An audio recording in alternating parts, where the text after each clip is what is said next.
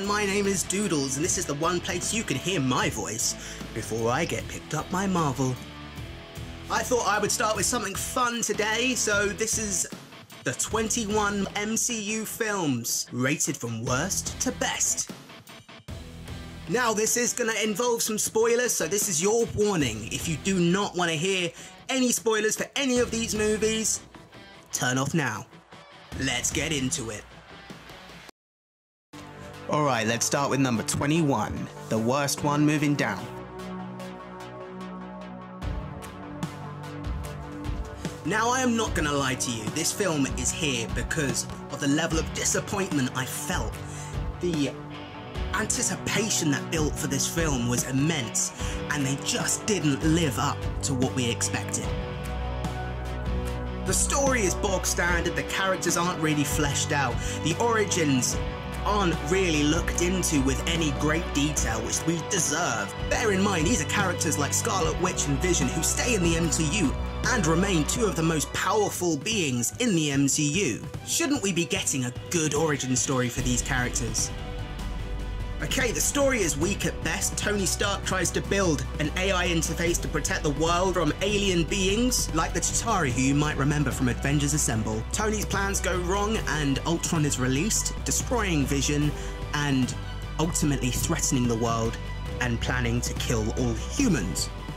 On learning his plan, Scarlet Witch and Quicksilver leave his team and join the Avengers, who must assemble to take on Ultron and his machine forces. Whilst Ultron plants rockets in Sokovia and raises it from the ground with the plans of dropping it and destroying the world, the Avengers must both clear Sokovia and destroy the machines to be able to ultimately destroy Ultron. The introduction of the Mind Stone ingrained into Vision's head really helps them out, and they manage to destroy Ultron and save the world. The story lacks conviction and is pumped full of cheesy jokes and badly timed puns. It really doesn't work as an Avengers film, and it really is a step down from the last. Next up we have Ant-Man and the Wasp at number 20. A film packed full of fun, joy and childish humour. Paul Rudd, Evangeline Lilly and Michael Douglas reprised their roles from the first film and are joined by Michelle Pfeiffer playing Hank Pym's wife, Jeanette Van Dyne. Lawrence Fishburne and Hannah John Kamen play the kind of sympathetic villains in this film and do it really well. While the storyline of trying to find Jeanette Van Dyne and exploring the quantum realm is refreshing, there are too many traits that are carried through from the last film. Making big stuff small and small stuff big just doesn't cut it anymore, especially when you're going to show all the impressive CGI in the trailer. The ending is very simplistic and they try to tie it up into a bow with no explanation, and that's not good enough. Michael Pena is back as Luis with no last name, who plays very much the same character as he did last time, just a little bit less funny. There are some great fight scenes and the quantum realm is beautiful, very similar to that of Doctor Strange and Dormammu's Dark Realm. Most of the score is brilliant with magnificent orchestrated pieces. Some of it is on the side of slapstick and is a bit too cheesy and silly for me. The brilliant Walton Goggins as Sonny Birch is in this film, kind of needlessly. I feel like they kind of shoved him in there for no particular reason. I like him, but he just seems a bit underpowered and a bit underused in this film. By no means is this a bad film, but it really could have been better. At number 19 we have The Incredible Hulk.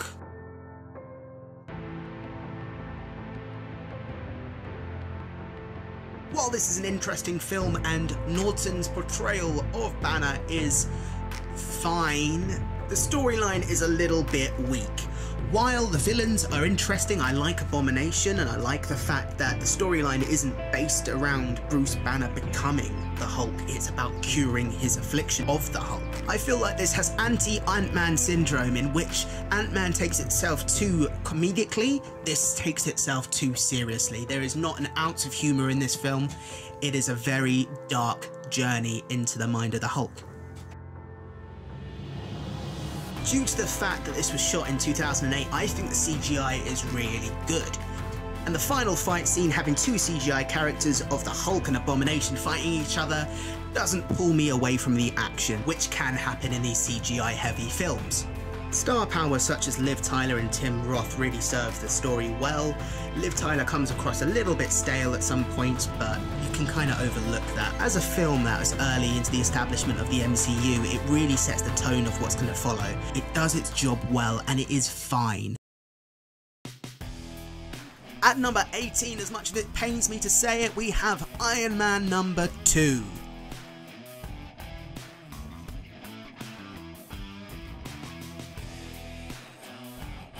Now, Tony Stark is Iron Man, yes, but everything about this film is a little bit cloying. We are introduced to Whiplash, who is void of any personality in all respects. The only thing he seems to care about is a bird and taking down Tony Stark. We are given some family-driven backstory for Whiplash, but it falls flat. There is nothing there to help us connect to him as a character. In the same respect, the second villain, Justin Hammer, has nothing to connect with. The only likeable character in this film seems to be Tony Stark, and maybe Colonel James Rhodes with his magic transition from Terrence Howard into Don Cheadle. The storyline is very much made up of Tony Stark slowly being poisoned by the very thing that's keeping him alive, his arc reactor. Having to save himself, he has to look through his father's old files. He has to replace that palladium arc reactor with a new element which he has to synthesize called vibranium. Meanwhile, Whiplash and Justin Hammer are making their own army of Iron Man robots, while Whiplash behind Justin Hammer's back is perfecting his own suit. Tony Stark gives over his company to Pepper Potts, and while the storyline is interesting enough, the lack of depth within all characters is really the downfall of this film. It has some great final scenes, and when Rhodey finally suits up, it really takes off. It's an interesting film and it's well worth a watch.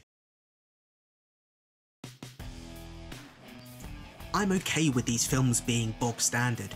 That just shows how much my opinion on MCU films has come. Hulk being the second MCU film after the monumental Iron Man sets itself up to be the start of the generation of comic book films. We never expected to get what we did. We never expected to be anticipating the biggest film ever with Endgame coming out very soon. But this is what we've got, and it's thanks to films like Iron Man and the Hulk that we can look forward and be excited for what is to come.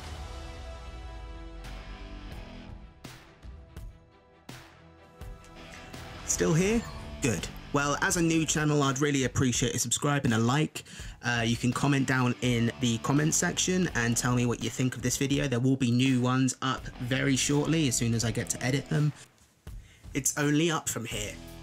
I look forward to seeing you soon. Thanks.